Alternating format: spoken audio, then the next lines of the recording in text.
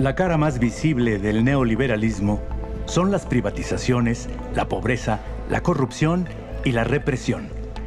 Pero uno de los mayores peligros de este modelo, y que suele pasar inadvertido, es que literalmente se metió debajo de nuestra piel y trastocó casi todos los ámbitos de nuestra vida cotidiana.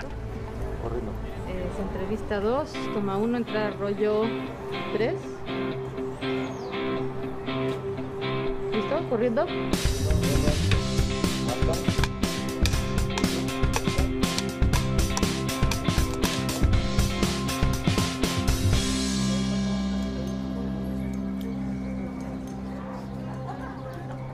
Cuando quieras, John. ¿No me hacen conteo ni nada? No es necesario. Vamos.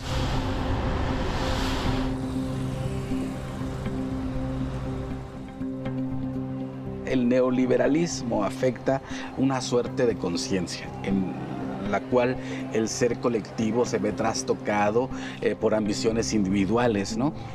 Porque hay que tomar en cuenta que el neoliberalismo no solo es un sistema económico, sino que viene acompañado de toda una narrativa. Y esa narrativa te dice, tú puedes, eres tú, luego tú, luego tú, luego tú, y solo tú. Y no te dicen nada con respecto de que lo que hagas tú puede beneficiar o puede perjudicar al otro. Porque el neoliberalismo tiene una mercancía ideológica a la que yo le llamo echaleganismo. El echaleganismo es una patraña que dice, no importa de dónde trabajas, el capitalismo neoliberal te da todas las ventajas para que tú puedes ser Carlos Slim si le echas ganas. Porque además se mide el éxito con un solo parámetro, el dinero. Entonces, en realidad son admiradores del Chapo Guzmán y del Mayo Zambada, porque el parámetro del éxito es el dinero. No importa su solvencia o insolvencia moral, tú puedes tener éxito, vengas de donde vengas, si le echas ganas. Esto omite, por ejemplo, que México es el país de la OCDE con menor movilidad social de todos. Eso quiere decir que si naces en la extrema pobreza, tienes más del 99% de probabilidades de quedarte en extrema pobreza. Si naces en la pobreza, tienes más del 90% de probabilidades de seguir siendo pobre. Y cuando hay alguna excepción, que las hay, la muestran como si la excepción fuera la regla, y es una patraña.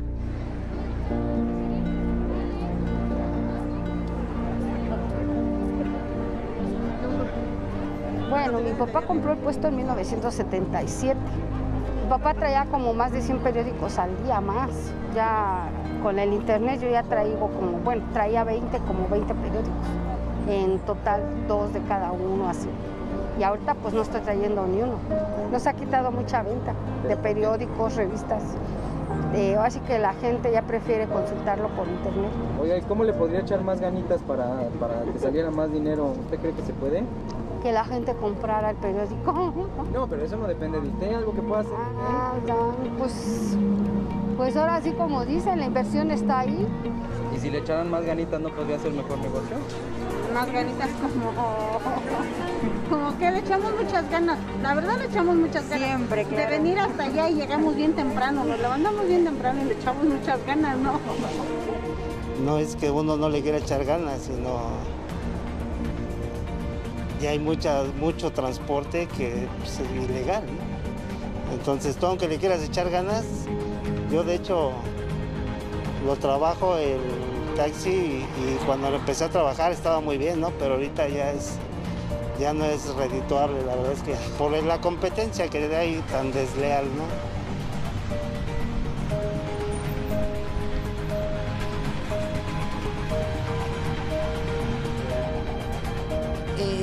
Lo primero es entender, el neoliberalismo es una doctrina, no es un modelo económico, no es una política coyuntural. A lo que asistimos es a una reconfiguración histórica del capital, una gran transformación que modifica las relaciones sociales, reconfigura las formas políticas, los entramados culturales, las subjetividades. Y ese proceso, primero, es un proceso que supone una recomposición de las relaciones laborales en los procesos productivos, un nuevo ciclo de acumulación por despojo y algo que es inédito en esta gran transformación, la colonización de procesos naturales de reproducción de la vida animal, vegetal y humana. Que son los bienes naturales de la vida, el agua, el aire, la biodiversidad, los bienes culturales. Entonces, esa parte que tiene que ver con este afán de apoderarse de cualquier riqueza y cualquier bien, privatizarlo y entonces controlarlo los grandes dueños del dinero, implica también esa descomposición en la medida en que hay necesidades que cumplir y están dispuestos a entrar en negocios ilícitos, la gente por necesidad, ¿no? Pero hay otras relaciones interpersonales que se descomponen cuando uno de los valores centrales es el individualismo. Seamos la mejor versión de lo que podemos ser. Este año celebramos nuestro bicentenario. Que sea una fuente de inspiración para convertirnos en una mejor nación. Una mejor nación está hecha de mejores individuos.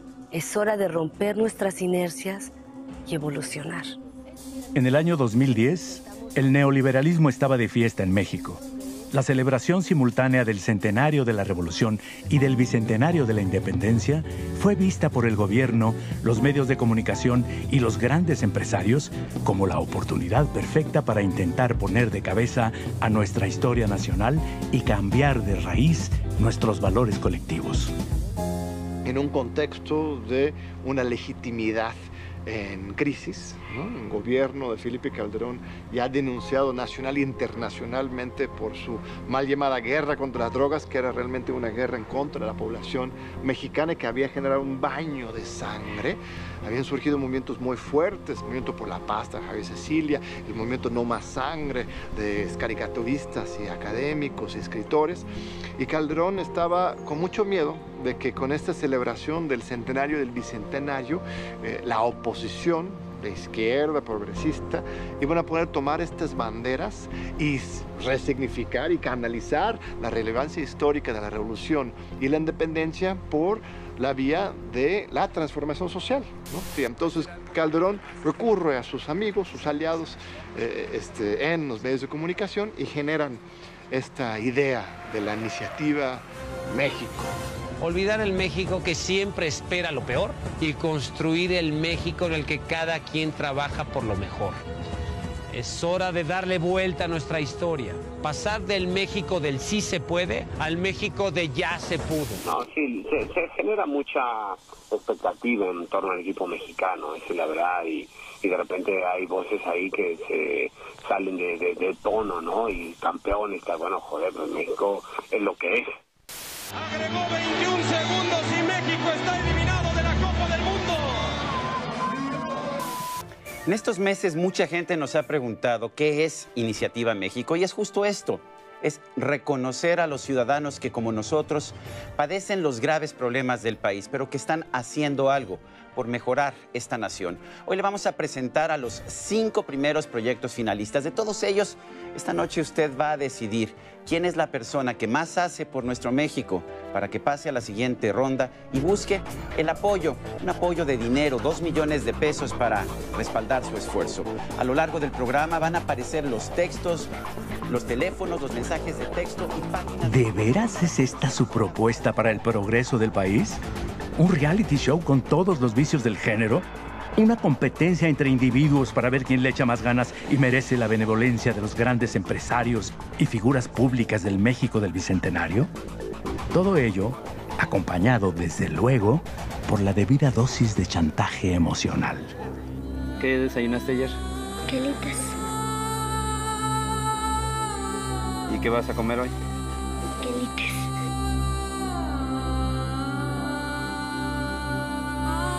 ¿Y qué vas a cenar? Quelites.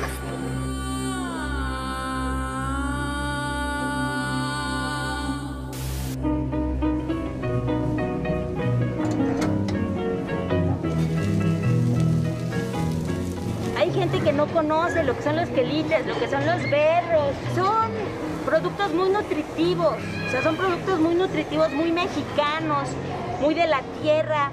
Deberíamos de hacerle publicidad, pero a nuestros productos mexicanos, que la gente los conozca. Este es el quelite, mucha vitamina, contiene mucho hierro. Y es lo que ha estado pasando últimamente en varias partes y en varias comunidades indígenas, ¿no? Ha sido algo que nos ha enseñado muchísimo la televisión, que si yo como este producto, automáticamente pertenezco a este grupo social. Entonces se ha ido perdiendo muchos productos mexicanos, muchos quelites.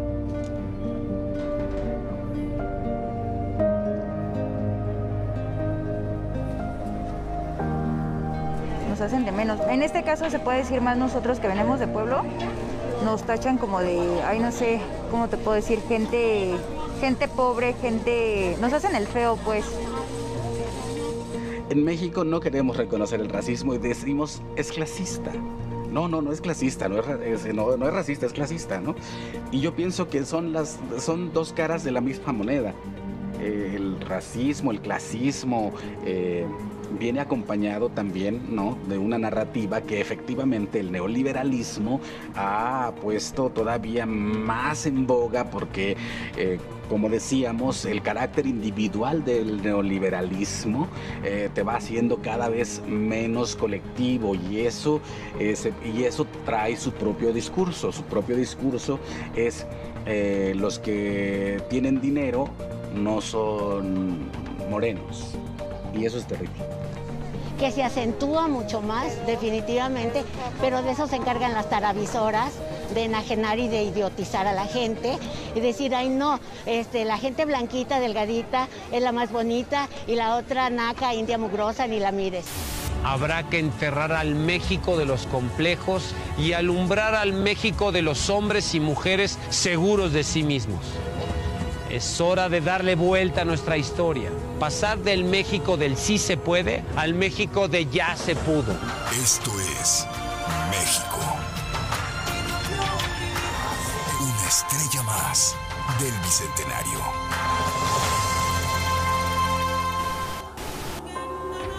Cualquiera que conozca el México verdadero sabe que la manera en que éste se retrata en los medios hegemónicos contrasta absolutamente con la realidad.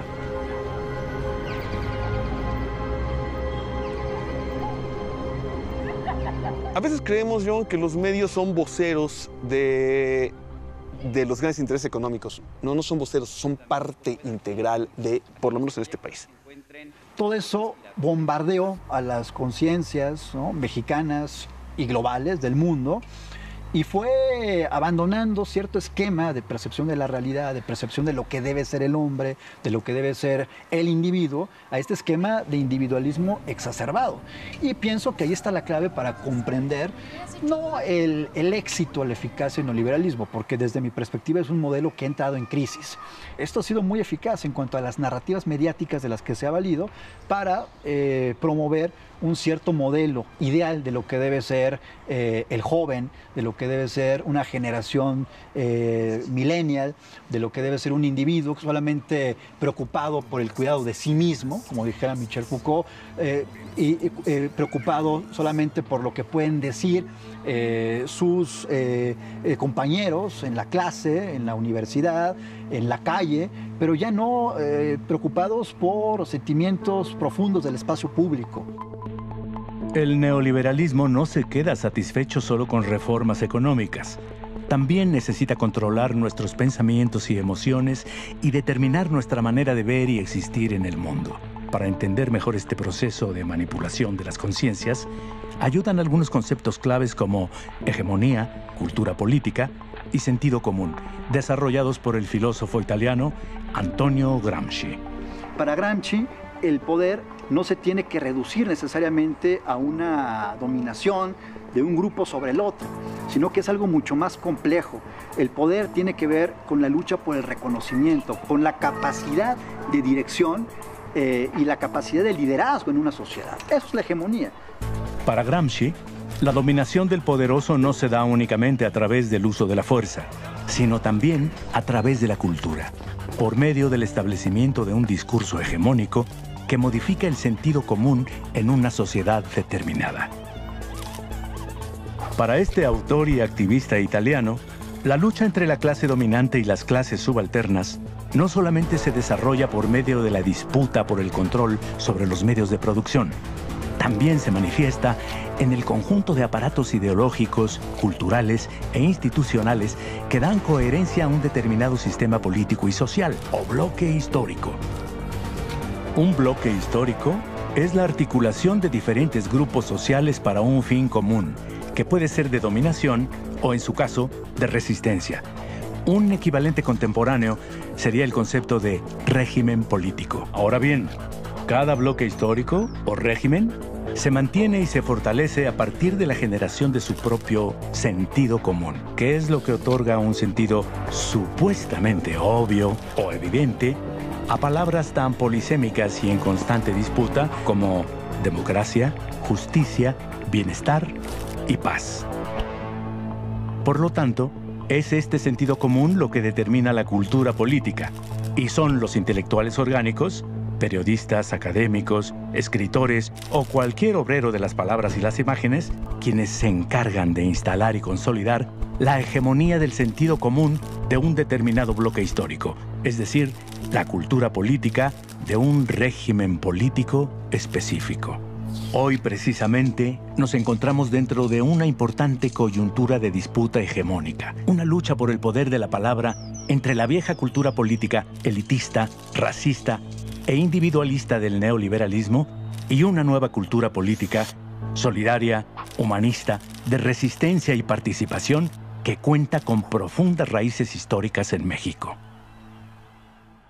No es sinónimo simplemente de ideología dominante, no es sinónimo simplemente de consenso, sino con hegemonía lo que Gramsci trata de expresar es que una forma estatal supone la conformación de un marco común, material y significativo, en parte discursivo, sin el cual no puede establecerse una relación perdurable de mando-obediencia entre gobernantes y gobernados. Para instalar el neoliberalismo no solo había que adueñarse de las políticas públicas, de los estados y todo lo que hemos hablado, sino que había que adueñarse de las universidades y de los medios de comunicación y de las narrativas, y que había que establecer una guerra implacable, ¿no? Porque de otra forma, si fuera tan transparente a la gente que estas reformas neoliberales, privatizaciones, extracción de riqueza fuera solamente para beneficiar al 1%, pues ¿qué haríamos? Los otros 99%, pues levantaríamos en protesta, votaríamos en contra y no permitiríamos que esto ocurriría. Y de ahí viene lo que es el proyecto cultural del neoliberalismo, de moldear a nuestros ciudadanos para que aceptemos, ¿no?, de manera pasiva este atraco. Para eso había que regular todo lo que se decía, los planes de estudio, los contenidos de los planes de estudio, la epistemología, las metodologías de razonamiento, los premios, todo, la fragmentación del salario, y había que promover la competencia. Es el momento de la crisis del marxismo, por ejemplo, en las universidades, ¿no? Es decir, es el momento en que se niega todo eso, y en ese momento algunos de los que estaban involucrados en eso empezaban a decir, ay sí, pero Marx ya es del pasado, tenemos que empezar a pensar de otra manera. Yo sé que la realidad siempre hay que estarla mirando como es y no como la leyó alguien de hace un siglo, 2 siglos o lo que sea, pero las claves de entendimiento no necesariamente se modifican tanto, ¿no? Pero ellos rechazaban todo en bloque, o sea, había un cambio total. Digamos que es el momento en que de repente se cuestiona esto sin tener nada a cambio. Ahora, lo que se hizo en materia de sentido común y de psicología social, pues fue igual. Y eso lo hicieron los medios de comunicación, lo hizo la televisión, lo hizo el radio, lo hizo el cine. Y bueno, fue una embestida cultural.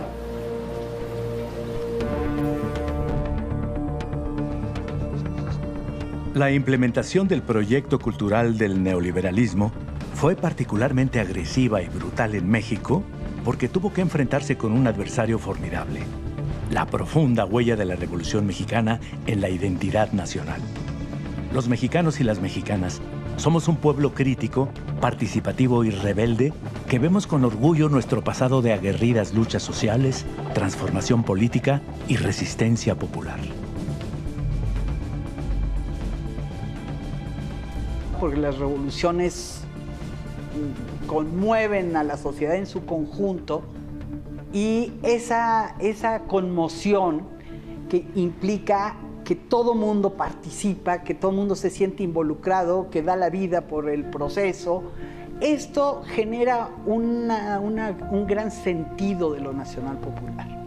Esto es lo que ha pervivido en México pese a todo. Con todo que ya tenemos más de 100 años de distancia con la Revolución Mexicana. La Constitución del 17 claramente es hija de la Revolución Mexicana y de las reivindicaciones de la Revolución Mexicana. La primera constitución social del mundo, la primera que dijo, bueno, no solamente existen derechos civiles y políticos, sino derechos económicos, sociales y culturales, fue la Constitución Mexicana. Entonces, de esto debemos estar muy orgullosos los mexicanos, pero no simplemente como un orgullo estéril o un orgullo retórico, sino debemos hacer honor a este constitucionalismo. Los mexicanos, más que otros pueblos latinoamericanos, nos sentimos sujetos de derechos sociales. O sea, sentimos los mexicanos que tenemos derecho a la tierra, que tenemos derecho al trabajo, que tenemos derecho a la educación, que tenemos derecho a la salud, que son nuestras y que las conquistamos en una revolución. Los mexicanos conquistamos los derechos y nos sabemos que los tenemos y que son nuestros. Pues yo creo que como ciudadanos tenemos todos los derechos. Pues hemos ganado bastante, que no nos quieran quitar a los que sí tenemos un trabajo digno. Es importante que pues cada uno de las personas que trabajamos pudiéramos tener esos derechos, ¿no? Justo esta dignidad y fuerza interna tan característica de la población mexicana es lo que el neoliberalismo necesita combatir para poder avanzar. El sistema neoliberal requiere consumidores, no ciudadanos. De eso se trata, porque en la medida que vaya más gente a comprar a las tiendas, a tomar algún servicio, en esa misma medida también la actividad económica en la tienda misma y la actividad económica de toda la cadena de proveeduría a esa tienda se va a impulsar y con ello evidentemente habrá beneficios para todos. Todos los días del año nos la pasamos queriendo cambiar. Cambiar la sala, el colchón, la tele, cambiar de traje, de zapatos, de refri, de lámparas. Bueno, de todo. Y casi siempre tenemos que dejarlo para después. Pero ahora todo tendrá para ti un buen fin. Del 18 al 21 de noviembre podrás comprar todo lo que siempre quisiste con los mejores descuentos del año. Sé parte del Buen Fin, el fin de semana más barato del año. El Buen Fin es una idea de Iniciativa México. En lugar del 20 de noviembre, en el cual los mexicanos veíamos el desfile militar, las exhibiciones en la Ciudad de México y en muchas otras ciudades, ¿sí?, a la que acudíamos muchos disfrazados, los niños se disfrazaban y se ponían los bigotes de zapato y el sombrero zuliano. En lugar de este, que podría ser muy folclorizante, pero que estaba ahí y la gente lo celebraba, lo conmemoraba, se dejó de hacer para hacer una cosa a la que le llamaban el Buen Fin, es decir, ve y compra. Endeúdate, ¿sí?, y transformar el 20 de noviembre, la conmemoración del inicio de la Revolución Mexicana, en esta cosa, ¿no? Vicente Fox, cuando llegó en 2000, recuerdo muy bien, en noviembre, justo antes de tomar posesión, anunció en Televisión Nacional que cada 20 de noviembre, en lugar de celebrar la Revolución Mexicana, se lo dijo, en lugar de celebrar la Revolución Mexicana, vamos a celebrar al Pacto Puebla-Panamá, que es su proyecto de desarrollo de maquiladoras absolutamente neoliberal en el sur de México. Y aquí Felipe Calderón pues, hace lo mismo, en lugar de la revolución vamos a celebrar las compras. Oiga, ¿y usted qué piensa del Buen Fin, por ejemplo? Ay, yo pienso que realmente eso no existe. Pienso que días antes inflan los precios para después rebajarlos ya cuando entra, y definitivamente yo pienso que no existe, que es una forma de estarnos viendo la cara y sacándonos nuestro dinero. Oiga, ¿y usted no infló los precios para dar una promoción aquí del Buen Fin de 2x1? No, solamente pague uno y le voló los dos, ¿no? O sea, solamente eso, no se puede.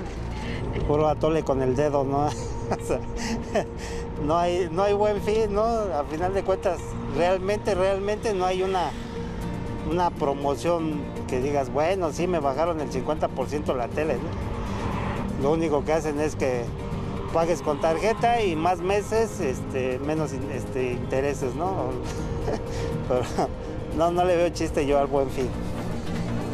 Pues realmente no tengo como una opinión adecuada sobre el Buen Fin, simplemente realmente nosotros no lo consideramos. No tenemos ni beneficio alguno sobre eso. Pero ¿qué es para mí lo simbólico del Bicentenario? Lo simbólico del Bicentenario no es lo simbólico del Bicentenario, es el símbolo por excelencia del gobierno de Felipe Calderón. Es una cosa a la que los mexicanos le llamamos suave y crema, corruptódromo, estela de pus, monumento a la corrupción, sí, etcétera. Tiene varios otros nombres, pero me acuerdo de estos 4 ahorita. Y es extremadamente simbólica. Esa cosa la hacen enfrente de los edificios de las grandes corporaciones bancarias transnacionales, cada uno de los cuales mide 3 veces más y brilla 10 veces más que el corruptódromo ese, ¿no? Que la suavicrema. Nada más simbólico que eso para lo que querían hacer, ¿no? O sea, si algo empuja el neoliberalismo es el consumo, ¿no? Porque para este sistema lo que genera un cambio, una mejoría o lo que eleva la economía es el consumo. ¿Pero el consumo de qué? De productos evidentemente de las grandes empresas, de los grandes países, de los grandes fabricantes, y van eliminando todo el pequeño consumo local que existía. No, es la especie mexicana.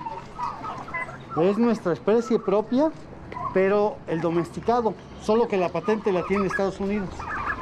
México no tiene derecho ni siquiera de incubarlos.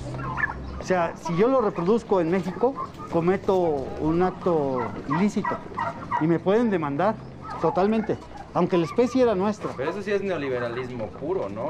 Total, absolutamente. Imagínate. El mercado simplemente llegó con el logotipo de la Coca-Cola, ¿no? Llegó con el logotipo de las Sabritas y de las sopas Maruchan, ¿no? Que vinieron a devastar más la economía local, que vinieron a transformar hábitos alimenticios que ahora, pues muchos maestros, muchas gentes han muerto de diabetes. Bienvenidos todos al centro comercial. Es tremendo sustituir un valor en una sociedad como la nuestra y lo podemos transformar quitados de la pena. Esta es la decadencia neoliberal de la que hemos hablado. Colaterales a consecuencia del combate al crimen organizado, Buen Fin, que forma parte de la Iniciativa México y pretende activar la economía.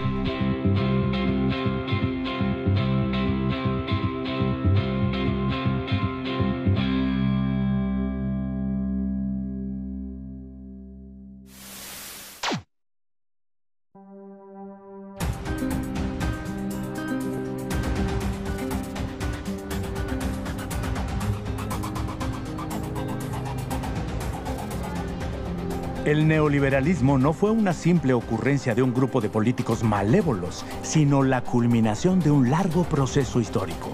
Desde que Lázaro Cárdenas dejó la presidencia en 1940, las élites económicas y políticas se dieron inmediatamente a la tarea de destruir el legado de la Revolución Mexicana por todas las vías posibles. Durante la misma época, el mundo vivía grandes cambios que empoderaron a los Estados Unidos y su particular visión de desarrollo.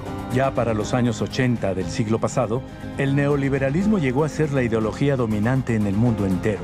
Y el famoso Consenso de Washington tuvo en México uno de sus campos de experimentación más crueles y agresivos.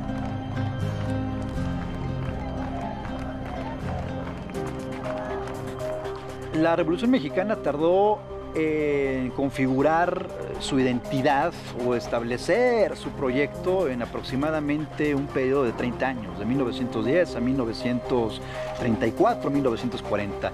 En el momento cardenista, que es el momento soberanista de mayor envergadura nacionalista, pues se logra estructurar ya un sistema político que va a dar una estabilidad política y económica al país durante un periodo aproximado de 30 o 35 años. La propia Revolución Mexicana se vuelve un mito. Y digo mito no en sentido despectivo, entendido, además, como también lo entendía Gramsci, el mito entendido no como narración falsa, sino como una representación colectiva anclada en la experiencia que se convierte en parte del entramado simbólico del Estado. Independientemente de la historia oficial que pone juntos a Carranza, a Madero, a Zapata y a Villa, cuando en realidad eran proyectos distintos, lo importante es que se vuelve mito porque recrea en la memoria colectiva una lucha revolucionaria en donde participaron ferrocarrileros, campesinos del norte, campesinos del sur, las adelitas, las mujeres. Y digamos, por eso se vuelve mito la Revolución Mexicana, ¿no? Que la recupere la élite gobernante y la vuelva historia oficial, en realidad, contra lo que muchos piensan que es una imposición, yo creo que es un requerimiento de la legitimidad. Y si es un requerimiento de la legitimidad estatal es porque está en la memoria y en la experiencia de la gente y de las generaciones pasadas. El partido de Calles era el Partido Nacional Revolucionario, un partido de cúpulas, de una mafia de mafias, y es el Partido de la Revolución Mexicana de Lázaro Cárdenas, creado en 1938, 15 días después de la expropiación petrolera, que se genera un partido de masas desde abajo de organizaciones populares. Dura muy poco, es en 1946 que se crea el PRI, el Partido de la Revolución Institucionalizada.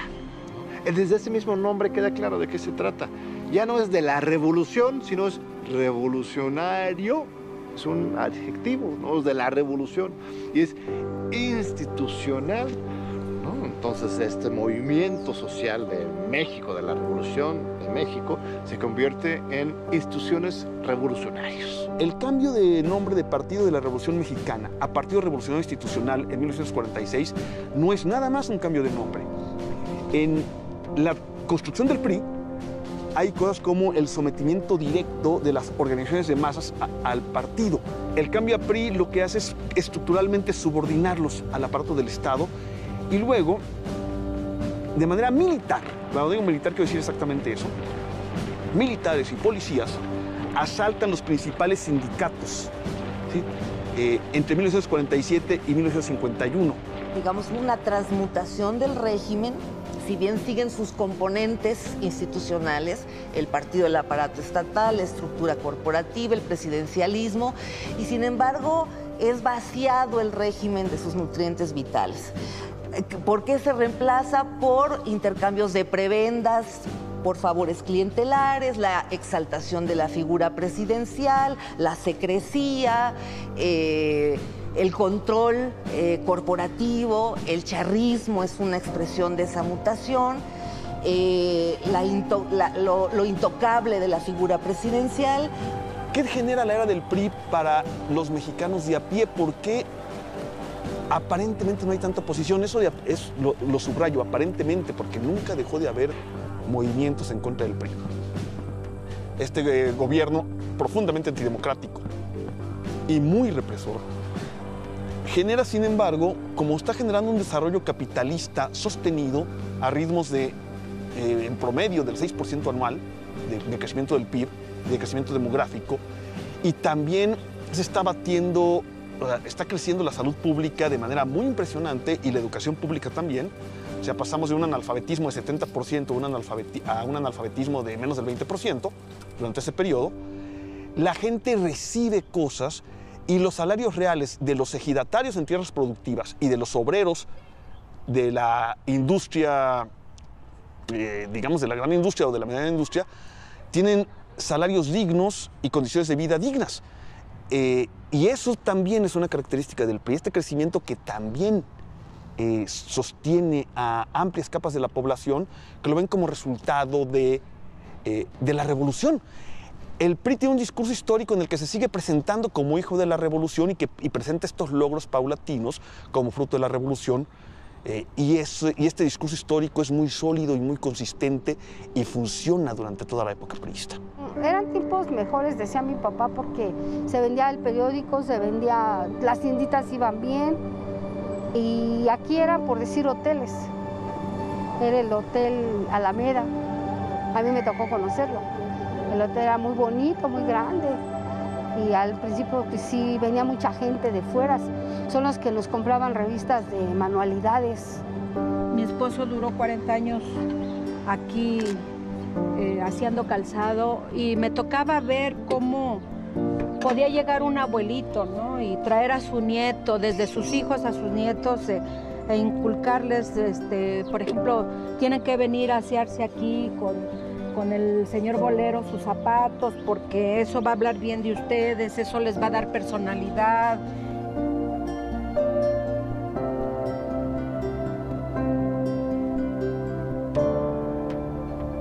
Pero más allá de la fachada de prosperidad y el supuesto carácter revolucionario de los líderes políticos de aquel tiempo, en realidad ya se estaban sembrando las semillas del esquema neoliberal basado en prácticas de despojo, de privatización y de corrupción. La vieja clase política revolucionaria rápidamente sucumbía frente a las ambiciones económicas y empezaban a utilizar el poder del Estado para sus propios intereses. Esta nueva lógica del poder preparó el escenario para que después México fuera uno de los casos más emblemáticos en la aplicación del modelo neoliberal en el mundo.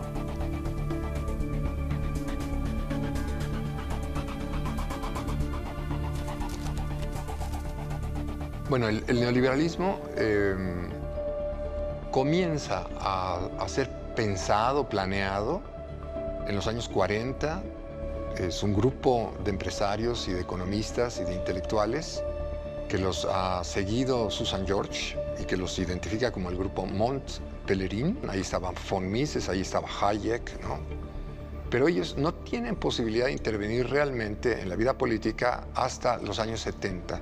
Proponen que el Estado sí intervenga en la economía, pero para favorecer a los sectores productivos, para proteger a las inversiones en el mercado interno y en el mercado global.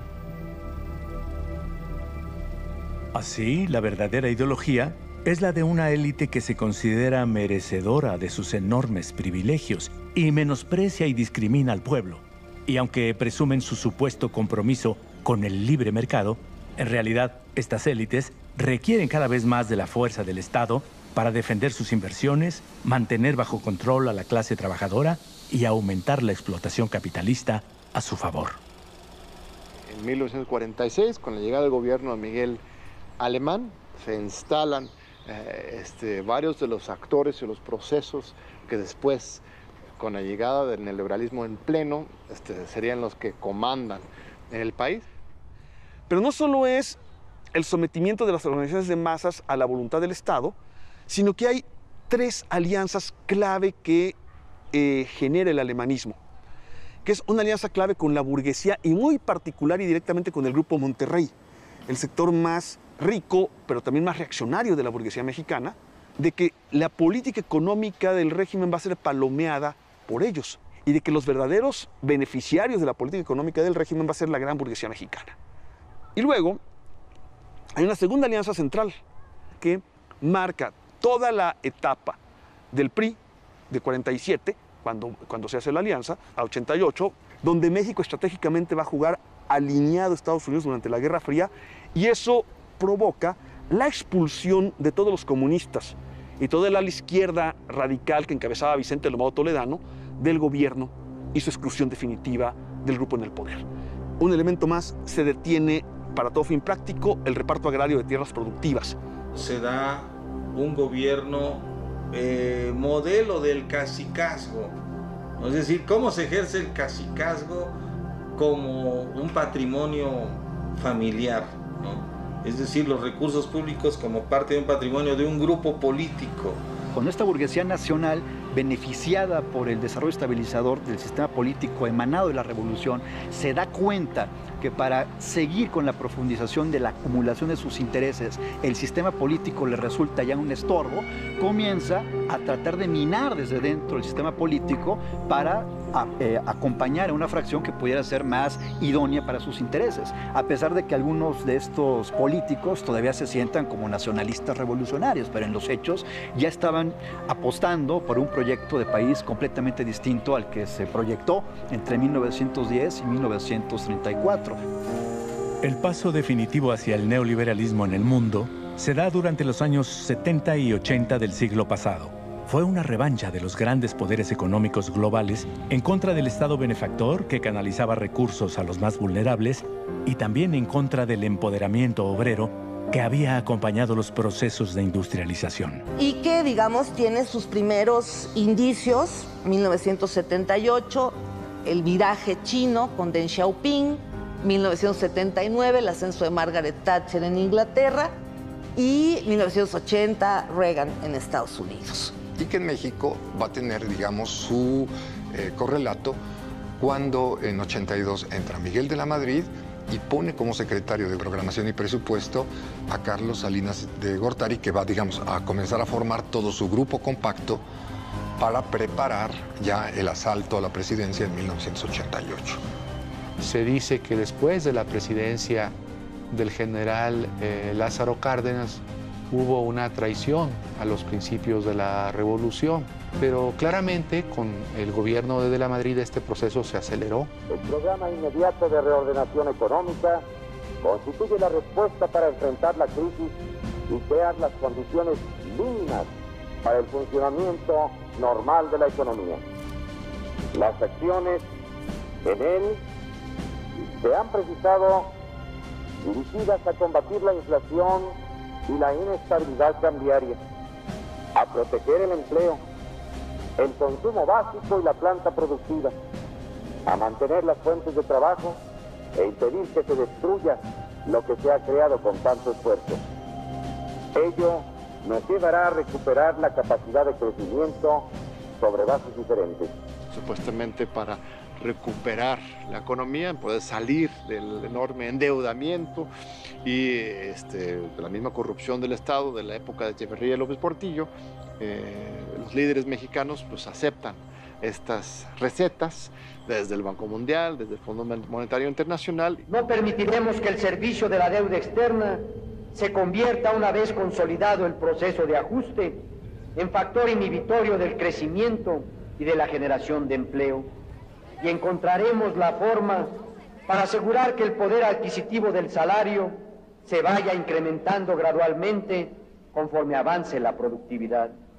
Crecimiento del empleo, con estabilidad de precios y con recuperación salarial, constituirá el marco general de la política social en los próximos años. En su momento todos, cuando empezó el gobierno de Salinas de Gortari, por ejemplo, yo me acuerdo, los primeros 2 años todos estaban felices con Salinas de Gortari. Ya fue después, cuando ya la devaluación del peso y todo eso, que dejó muy mal al país.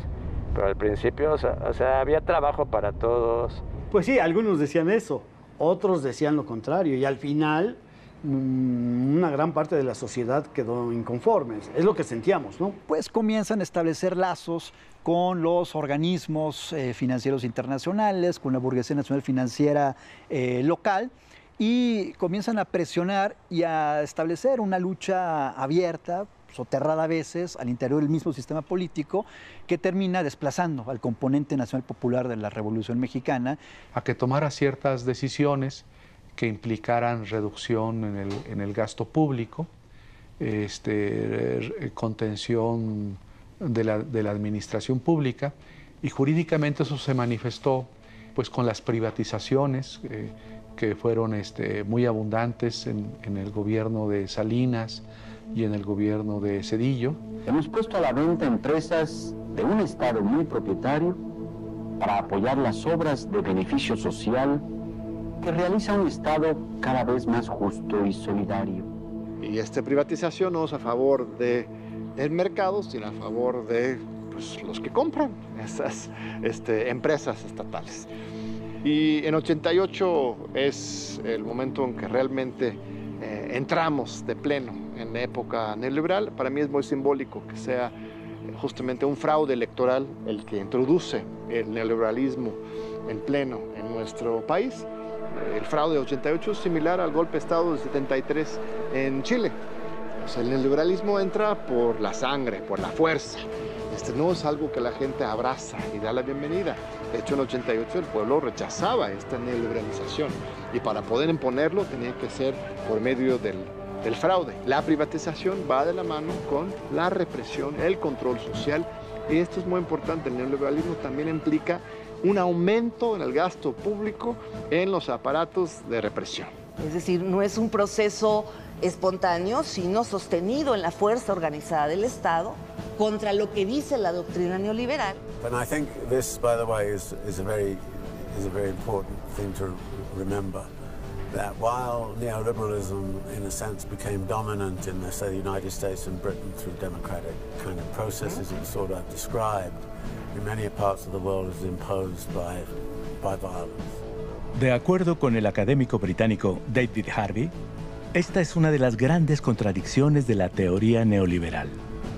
Por un lado, se habla de austeridad y de una desconfianza hacia el Estado, pero por el otro lado, se fortalecen las fuerzas coercitivas del mismo para defender la propiedad privada y los privilegios de los potentados. Mientras se van olvidando las ideas de igualdad, colectividad y solidaridad propias de la ideología supuestamente derrotada el 9 de noviembre de 1989, con la caída del Muro de Berlín.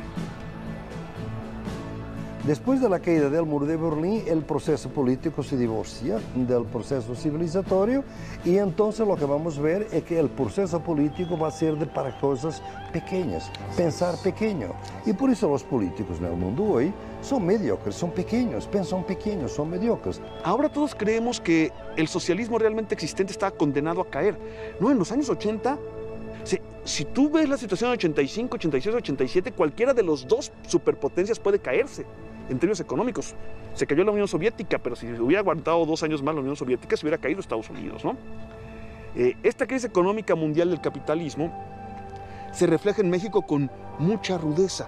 Por aquella época, autores como Francis Fukuyama promovían la idea de que con el colapso del comunismo realmente existente, habíamos llegado al fin de la historia.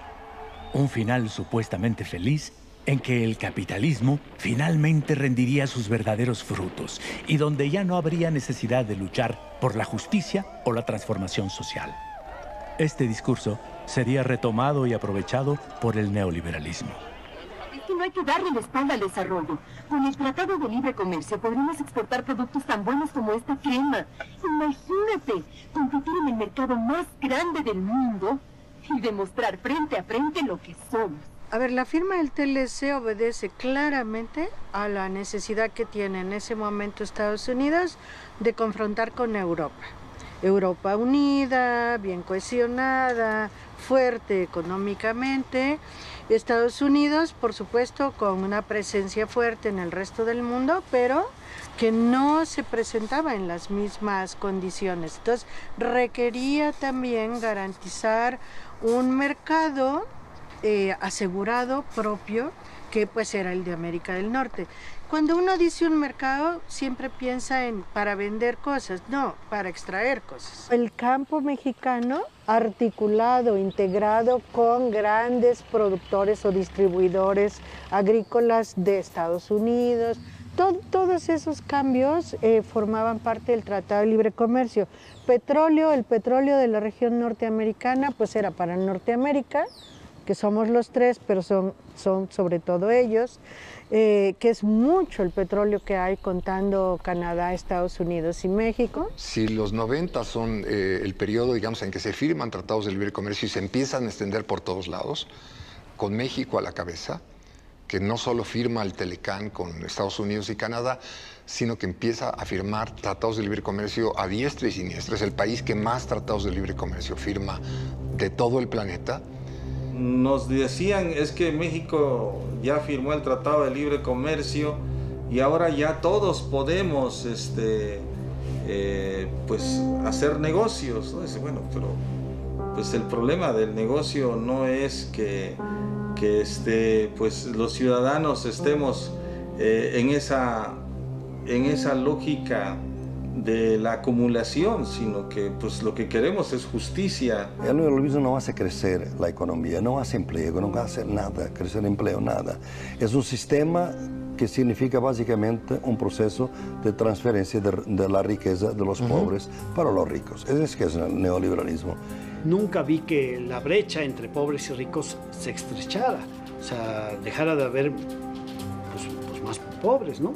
O sea, no, eso no ha pasado, esa promesa del neoliberalismo no ha llegado. Según un estudio publicado en 2015 por la organización internacional Oxfam, México se encuentra entre los países más desiguales del mundo. Aquí, el 1% de la población de mayores ingresos acumula el 21% de los ingresos totales, la cifra más alta en el planeta. En contraste, en Argentina y los Estados Unidos, los más ricos reciben el 17% de los ingresos.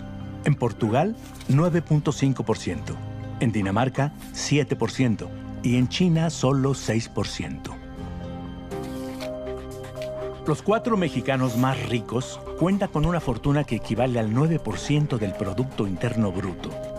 El estudio señala que con sus ingresos anuales, los 4 principales multimillonarios de México, Carlos Slim, Germán Larrea, Alberto Balleres y Ricardo Salinas Pliego, juntos podrían contratar hasta 3 millones de trabajadores mexicanos, pagándoles el equivalente a un salario mínimo sin perder un solo peso de su riqueza base total. En el momento en que estas grandes empresas son dueñas, van a tener una injerencia política, no solamente económica, sino también política, y entonces también se pierde la soberanía, y ya estamos viendo cómo ha generado mucho más miseria, más desempleo, más violencia, más impunidad. Realmente, pues no sabemos qué tanto se tuvo que mover ahí o qué pasó con la economía, que empezó a bajar mucho el trabajo. Yo una vez oía que decían, el PRI sí roba, pero no te molesta, te deja robar. ¿No? O sea, y qué mentalidad tan mala, ¿no? En este contexto, resultó natural que el partido oficial se acercara al Partido Acción Nacional, institución fundada en 1939 como oposición al cardenismo y la Revolución Mexicana, y que articulaba los intereses de la clase empresarial, con la que ahora el régimen político sellaba una nueva alianza. Entonces, el simple hecho de que tuvimos una elección, una alternancia en el año 2000, que del PRI al PAN, no implicaba necesariamente que habíamos transitado hacia un nuevo sistema político. De hecho, no fue así, fue una continuidad. Así como en el sector económico se concentró el poder, en realidad, en el sector político también. Entonces, despolitizan la política en realidad y la convierten en una mera farsa. Están haciendo trabajos que ni siquiera los negros quieren hacer allá en Estados Unidos. Y por lo que hemos trabajado en el año, claro que sí, muy satisfecho. Eso no se nos ha dado el crecimiento ni la generación de empleo. Con Fox, por ejemplo, se incorpora este concepto de seguridad nacional que no existía en el derecho mexicano. Es una reforma constitucional de 2004. En 2005 se aprueba la Ley de Seguridad Nacional. Con Calderón, pues también ese esquema de seguridad se incrementa. El gobierno mexicano firma la iniciativa Mérida, donde México se compromete a recibir una serie de recursos económicos, de armamento, de equipo militar para combatir a las bandas del crimen organizado. Tiene como contraprestación que el gobierno mexicano en el periodo de Calderón pues se ve obligado a realizar determinadas reformas de carácter penal a las leyes de seguridad, pues para complacer las indicaciones del gobierno norteamericano con el que habíamos firmado la llamada Iniciativa Mérida. Al darse cuenta de que el grueso de la población no se había dejado engañar por el cuento de la supuesta transición democrática, y con la urgencia de darle continuidad al proyecto neoliberal, Vicente Fox utiliza todo el aparato de Estado para imponer a su sucesor, mediante un nuevo fraude electoral. Y si no se respeta el voto ciudadano, se está socavando las bases democráticas de la República y se está violando la Constitución. En otras palabras, con la decisión del Tribunal Electoral se definirá la profundidad y el rumbo de nuestro movimiento.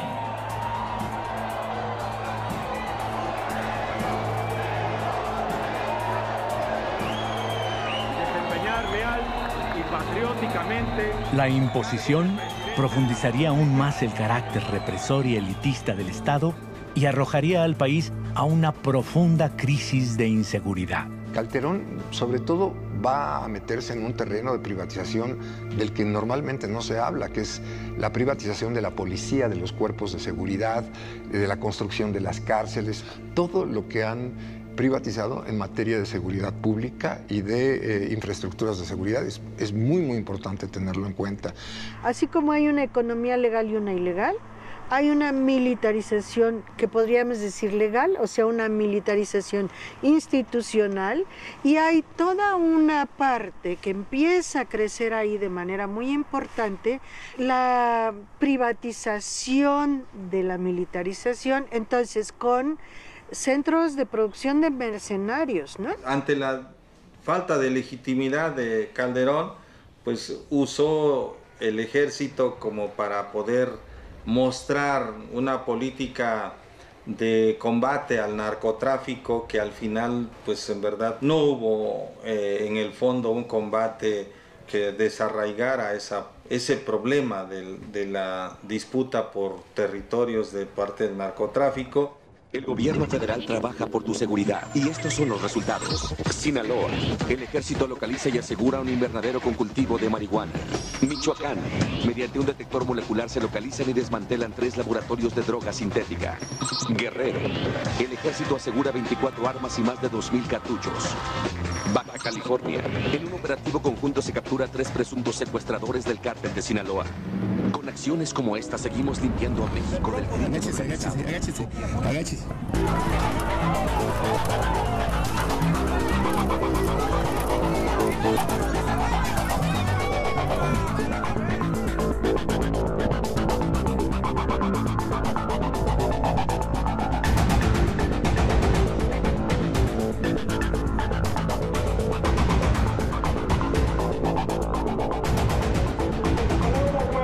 Hacemos un llamado a las autoridades del país, al presidente de la República, al Congreso de la Unión.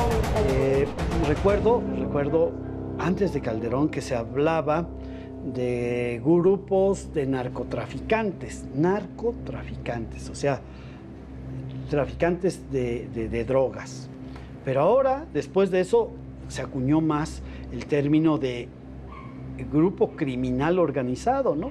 Que ya no solo vive de traficar drogas, que vive de la extorsión, que vive del robo. Ahí sí ya está canijo. Quién sabe si sea cierto. El que en lugar de atacarlos, atacó a determinado grupo y al otro lo defendió. Pero la consolidación del sistema neoliberal llegaría con el regreso triunfal del viejo partido oficial y la firma de lo que se llamó el Pacto por México, el cual pretendía acabar de una buena vez con toda la oposición partidista. Peña Nieto toma posesión como presidente el 1 de diciembre y el primer acto de su gobierno, el 2 de diciembre de 2012, es la firma de este Pacto por México.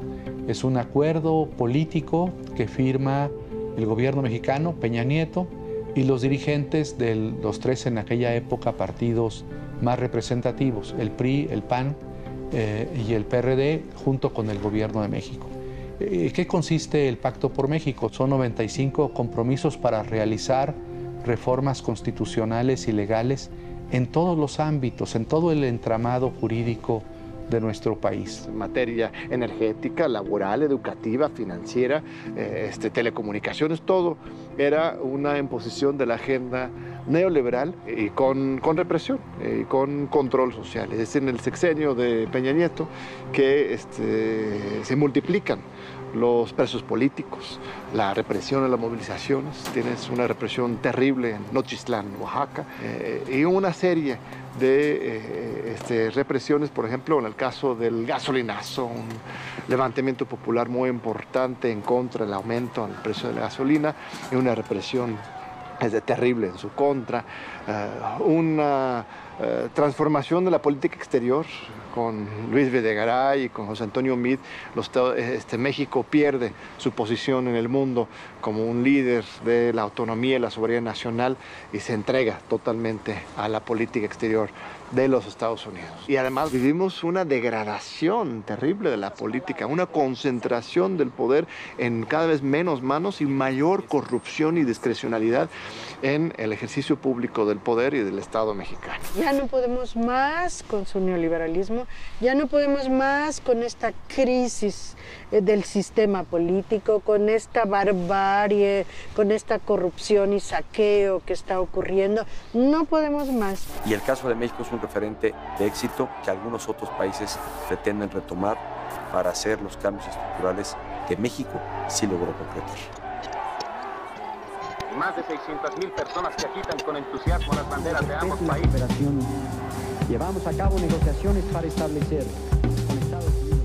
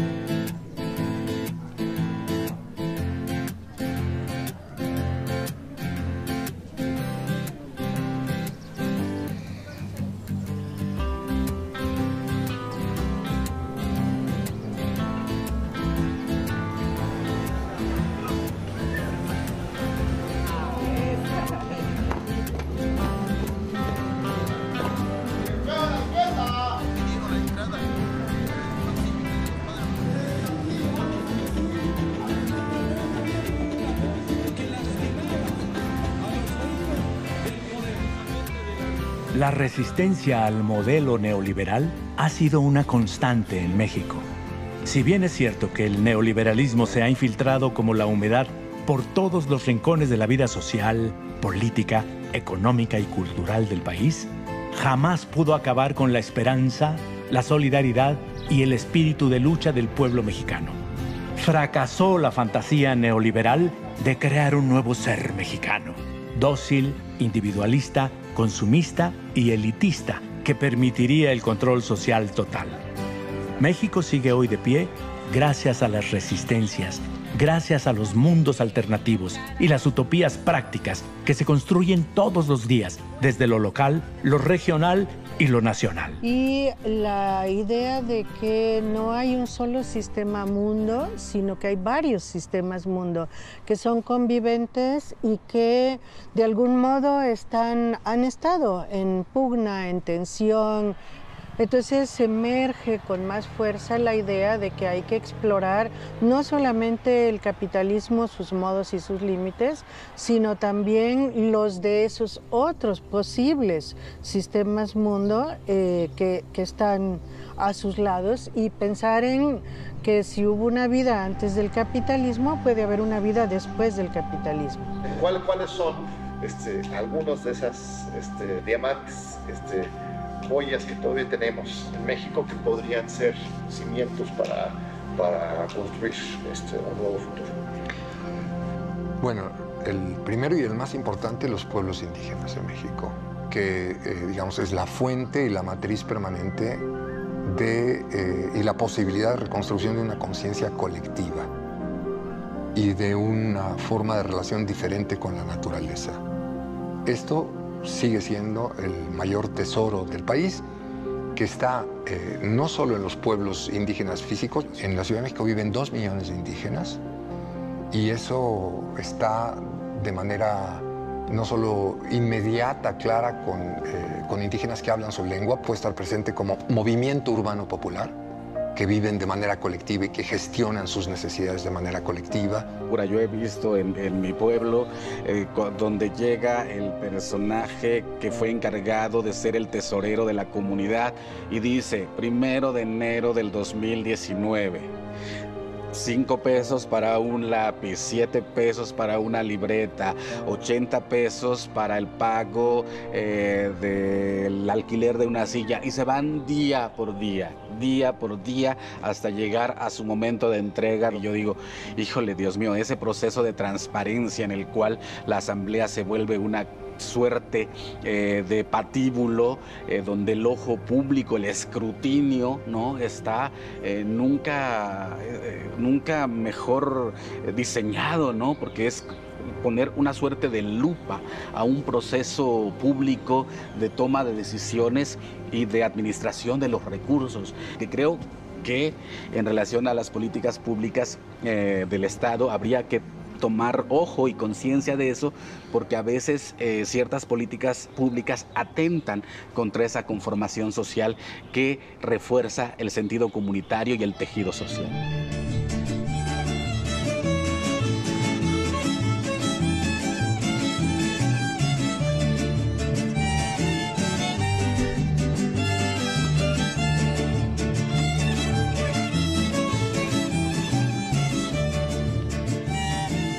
Aquí actualmente hay como 15 a 20 grupos musicales. Desde niños aprenden a tocar, a cantar, a bailar música de aquí. Y pues en otras estaciones de radio comerciales pues no les dan o no les daban la oportunidad. A veces vienen las señoras o los señores aquí a comentar sobre lo que hacen, lo transmitimos y eso les gusta, porque pues en otras radios o televisión pues no les dan ese derecho. Aunque sí tenemos derecho como pueblos indígenas, pero lamentablemente no se nos respeta. ¿Y tú crees que se podría decir que este tipo de proyectos comunitarios son de alguna manera o tienen implícita una postura política, una postura de resistencia, una postura de lucha? Bueno, de resistencia y de lucha sí. Siempre hemos estado a favor de las luchas sociales aquí en Guerrero. Nuestro país tiene una admirable tradición milenaria de lucha y resistencia contra la opresión y el saqueo, la impunidad y la corrupción, la injusticia y la desigualdad. Una y otra vez, el pueblo mexicano se ha levantado de manera heroica en momentos claves de la vida de nuestra nación, encontrando fuerza e inspiración en el sentido comunitario de los pueblos originarios y en los movimientos sociales. En México somos muy críticos, muy rebeldes, ¿no? Casi que, no sé si por naturaleza, por tradición, por costumbre, ya no sé qué pensar acá, pero históricamente hemos sido rebeldes. Nunca terminamos de darnos por vencidos. Un pueblo sin universidad no puede subsistir. Así lo dijo el primer virrey y lo he de repetir.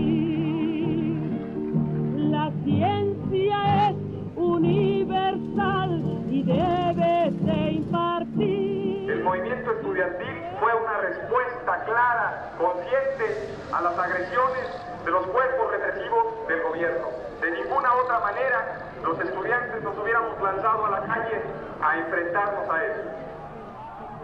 O sea, se recuperó con el 68. La comunidad que se hizo en 68 fue impresionante, ¿no? Porque eran comunidades urbanas de la ciudad, no eran comunidades indígenas, que estamos acostumbrados a que ellos sí tienen esa tradición. Bueno, aquí se hizo una comunidad de sentido, ¿no? En la que eras hermano de todos los que estaban ahí.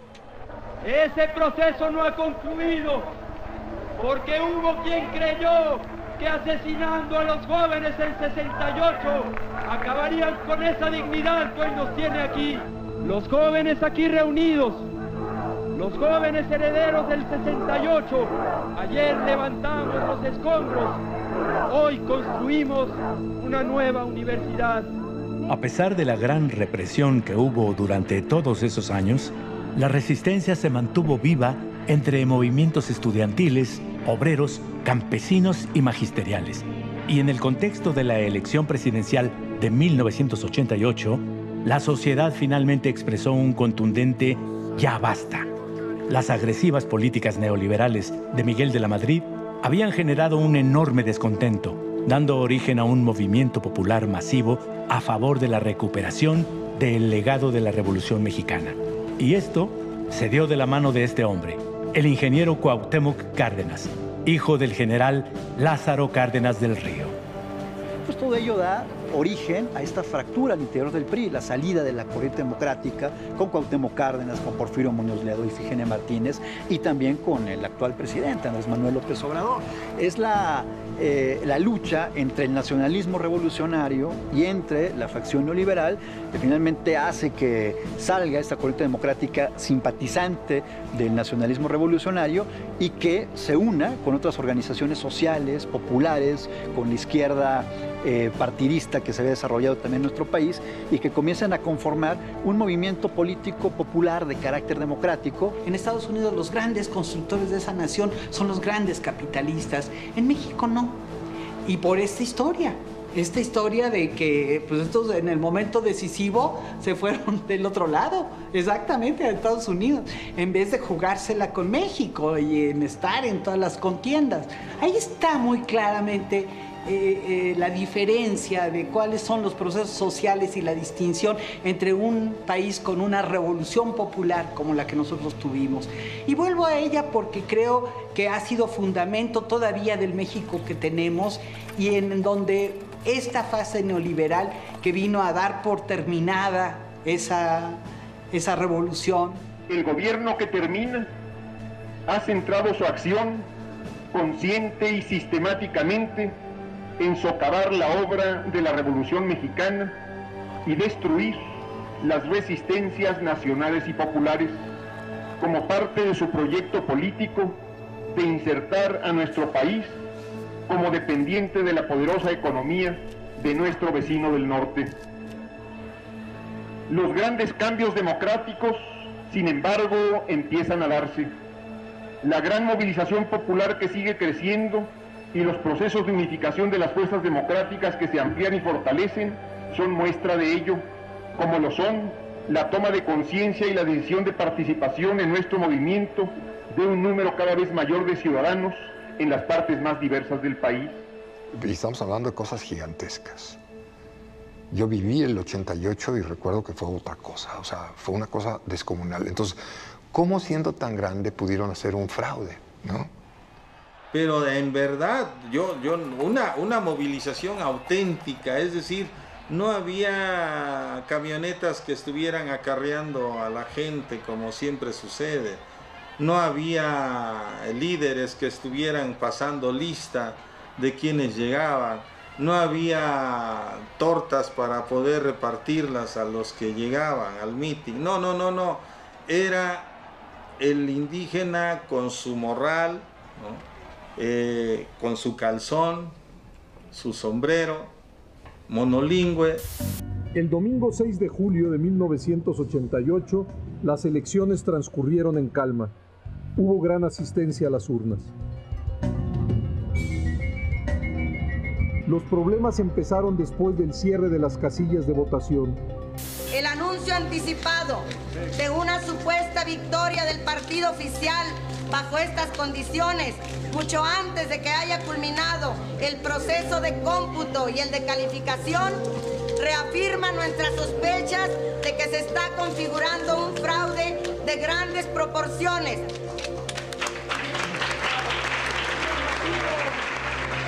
Pero a pesar de que se consumaría la imposición, la cual colocaría a Carlos Salinas de Gortari en la presidencia de la República, el movimiento cardenista no se dio por vencido y nació el Partido de la Revolución Democrática, instituto político que mantuvo una fuerte oposición, por momentos heroica, frente al sistema neoliberal impuesto no solo por el PRI, sino también por el Partido Acción Nacional, que terminó por avalar abiertamente el fraude de 1988, aceptando que se destruyeran todas las evidencias del mismo. La bancada panista acepta que se destruyan esos míticos documentos y cállense, y que esos cientos de toneladas de papel se procesen, se reprocesen y se regeneren, como reclamamos que se regenere la vida pública de México. Ahora bien, hay un autor clásico, Baruch Spinoza, cuyo análisis del uso del miedo y la esperanza para manipular a las masas durante el siglo XVII en Europa nos ayuda a entender los mecanismos de control social del neoliberalismo actual. Spinoza habló que nosotros teníamos dos afectos o emociones. Una era miedo y la otra la esperanza, y que habría que haber un cierto equilibrio entre las dos. Porque si la gente tiene simplemente miedo, desiste. Y si tiene solamente esperanza, puede caer en voluntarismos suicidarios, ¿no? Y para Spinoza, lo contrario al miedo, que identificaba como una pasión triste, es la pasión de la alegría, la pasión de la esperanza. La esperanza es una forma de la alegría, es una alegría intermitente porque no se está seguro si puede ser definitiva o puede acabar en algún momento, pero definitivamente es lo contrario a un afecto de tristeza que se identifica con el miedo y que si puede ser definitivo puede llevar justamente al colapso, a la parálisis.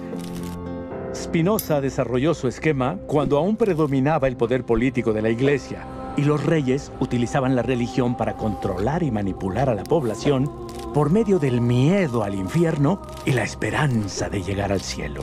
El inminente juicio final obligaba al pueblo a obedecer los mandatos de la Iglesia vuelta a gobierno para así asegurar su futuro después de la muerte. Pero ni siquiera la obediencia externa era garantía, ya que los pensamientos y las emociones siempre nos pueden traicionar.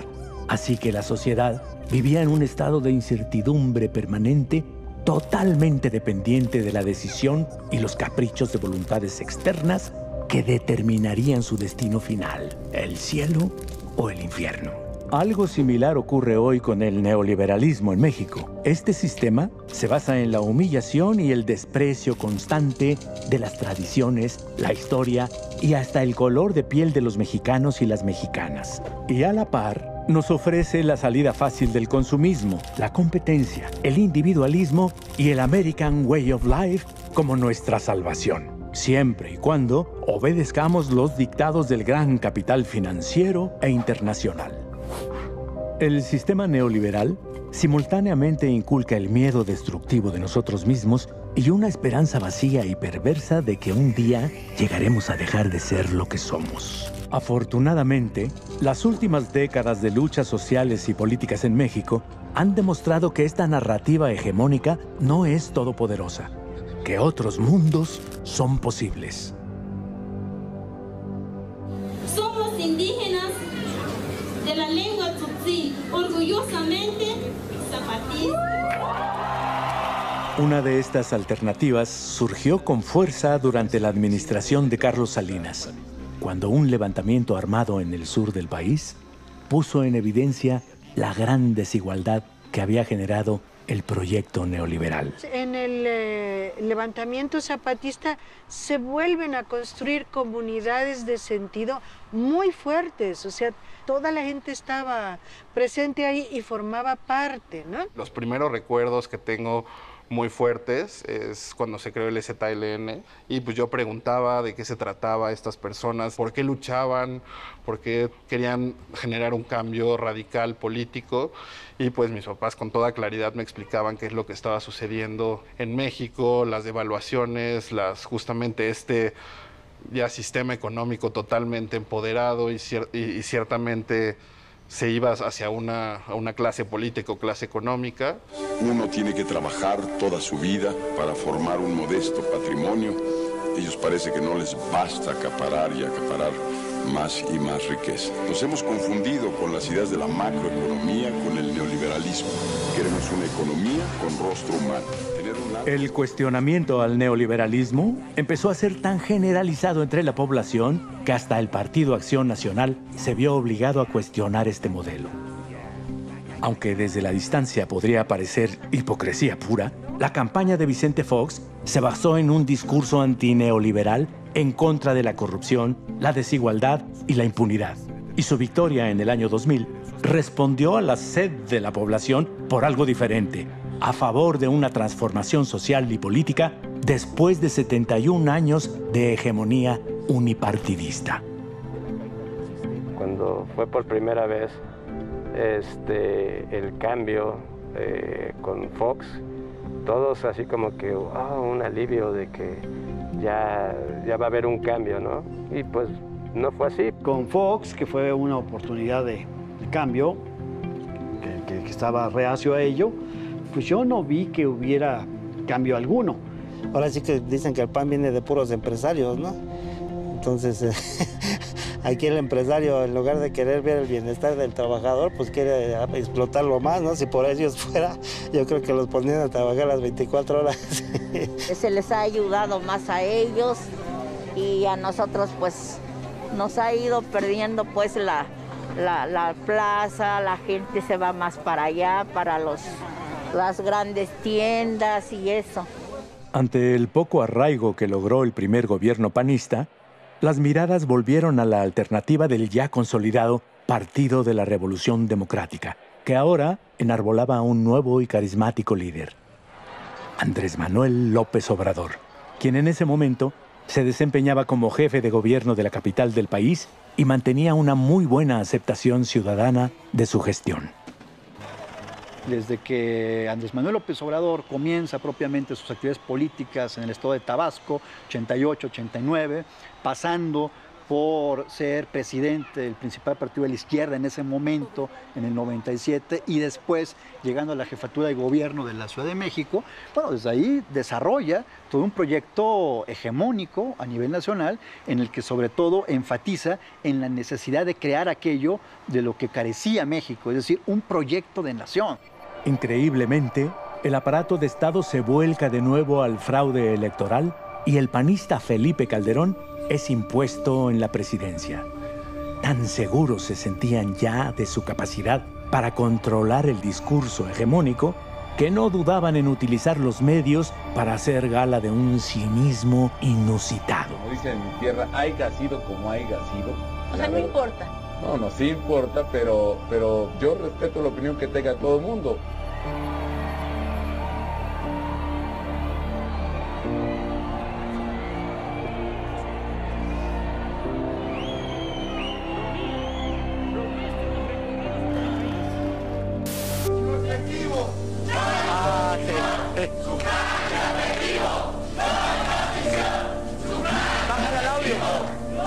El staff técnico, el staff de producción hace este programa con mucho cariño para millones de personas.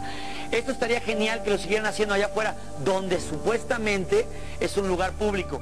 A pesar de lo impresentables que resultaban este y otros argumentos esgrimidos desde los medios hegemónicos, es un hecho que estos sí cerraron filas constantemente para evitar que sus millones de espectadores y su audiencia internacional conocieran los anhelos democráticos del pueblo mexicano.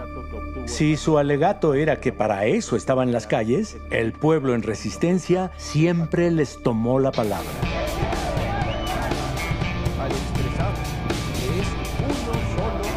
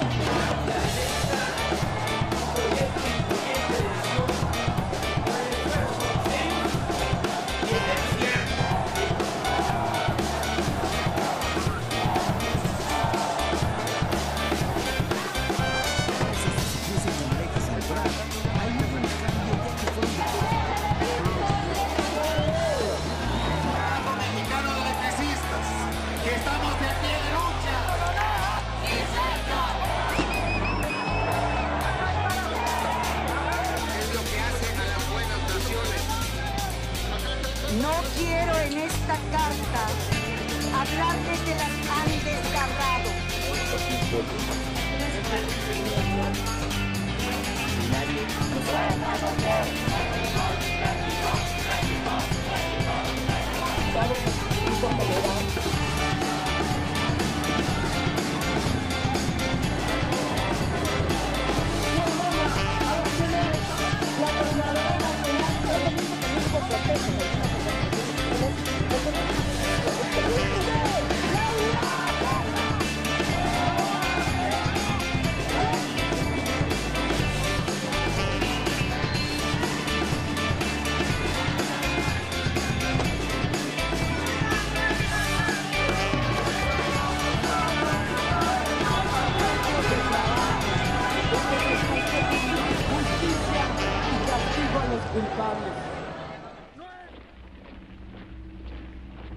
La desaparición de 43 estudiantes de la Escuela Normal Rural Isidro Burgos de Ayotzinapa, en Guerrero, fue la gota que derramó el vaso y desbordó el hartazgo de la ciudadanía en contra del sistema.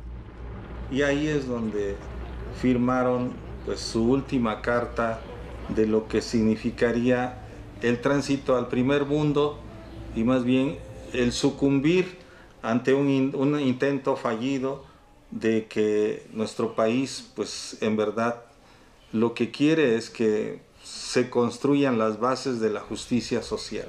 Es impresionante observar cómo aún después de 3 décadas de hegemonía neoliberal, ha permanecido con tanta fuerza la cultura política solidaria y de resistencia de los mexicanos y las mexicanas. Un indicador son los intentos constantes de fuerzas políticas y líderes conservadores por presentarse como si fueran liberales o progresistas. Nadie se presume como un neoliberal. Muy pocos dicen que son de derecha. Hasta los conservadores no se aceptan que son conservadores, dicen que son liberales, progresistas, socialdemócratas. Y esto para mí es un reflejo de la gran fortaleza de nuestra cultura política en México. Demuestra que nuestra cultura política, el debate público está girada hacia la izquierda. Que todo mundo tiene que aparentar, aunque no lo sean, ¿no? Hipócritamente, que están del lado correcto de la historia. Pero siempre México se ha levantado y ha superado los daños de epidemias y temblores. Ha enfrentado miserias públicas, malos gobernantes, saqueos monumentales. Gano los obstáculos. ¡Viva la mujer!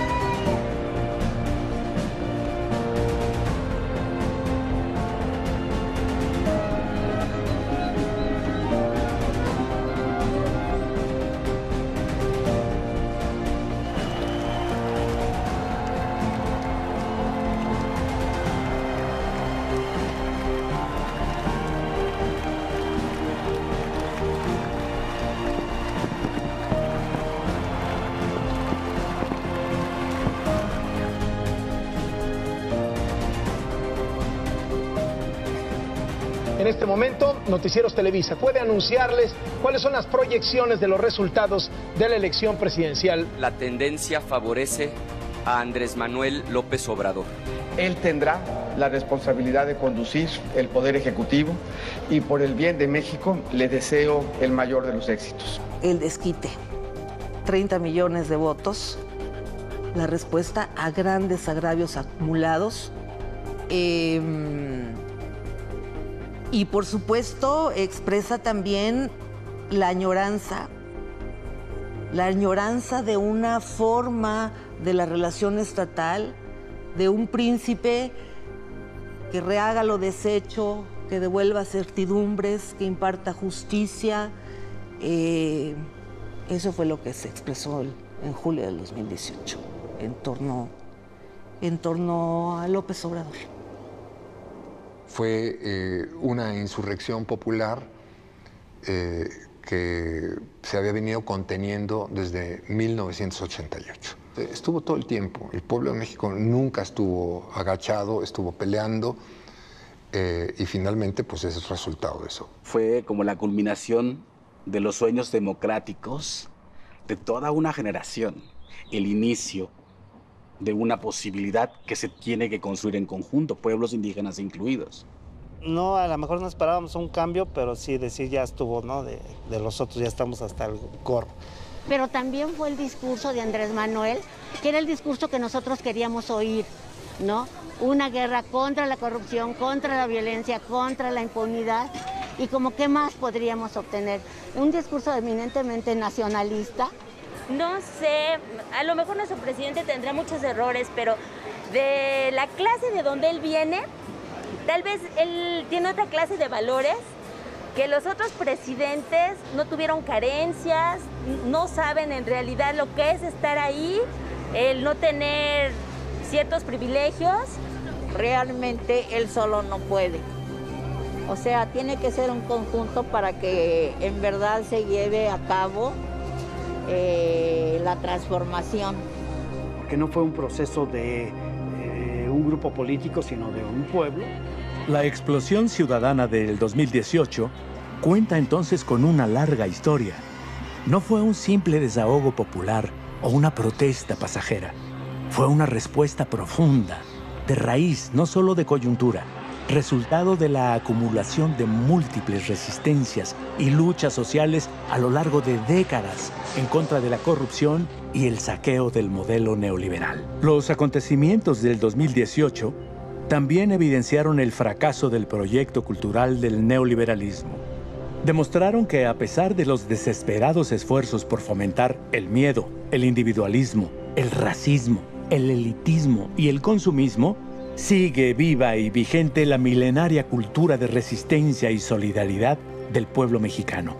Y que la puerta de salida del modelo neoliberal se encuentra hoy abierta de par en par. Por supuesto que sí hubo hartazgo, eso es una realidad, pero en 2018 también hay un voto a favor, es un voto a favor de recuperar nuestra historia, nuestras tradiciones y el Estado mexicano, para empezar, para el pueblo. Y eso es importante reconocerlo, que sigue vivo, ¿no? Este espíritu del pueblo. Y yo quisiera que esa misma fuerza la tuviéramos todavía hoy aquí construyendo. Y siento que no necesariamente está. Siento que después de ese 1 de julio, otra vez se han empezado a abrir grietas en la sociedad y hemos empezado a discrepar en muchas cosas y no estamos encontrando canales para avanzar juntos. Y si no avanzamos juntos, hay confrontación. Y la confrontación puede ser dañina para todos, no solamente para pues digamos los que están en condiciones de mayor fragilidad. Va a ser dañina para todos, para el país, ¿no? Entonces sí me preocupa mucho eso y quisiera, no sé, de repente que se recuperara esa fuerza del 1 de julio y que la lanzáramos para adelante.